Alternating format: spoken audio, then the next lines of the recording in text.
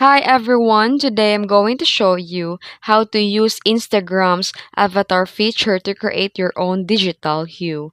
And here's how to do it. First, open the Instagram app and go to your profile. And then here tap the menu icon, mostly the three lines in the top right, then choose the settings and activity. Then scroll down and tap avatar, or here you can use the search bar and search for the avatar.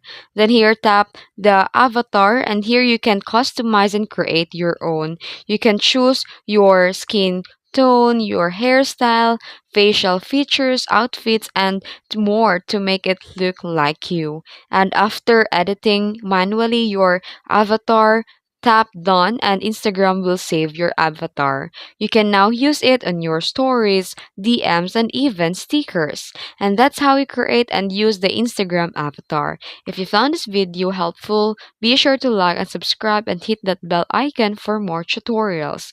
Thanks for watching!